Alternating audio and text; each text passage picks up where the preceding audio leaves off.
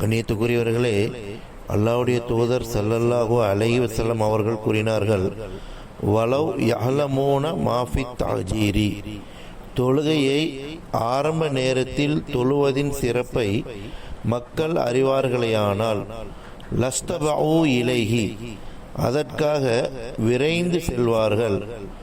வலவ் யஅலமூன மாஃபி ஹத்மதி வஸ்ஸுபுஹி, சுபு தொழுகையிலும் இசா தொழுகையிலும் உள்ள நன்மையை அவர்கள் அறிவார்களேயானால் லா தௌஹுமா வலவ் ஹபுவா, அதாவது தவழ்ந்தாவது வந்து தொழுகைக்கு வந்து சேர்ந்து விடுவார்கள் என்று அல்லாஹ்வுடைய தூதர் ஸல்லல்லாஹு அலைஹி வஸல்லம் அவர்கள் கூறினார்கள்.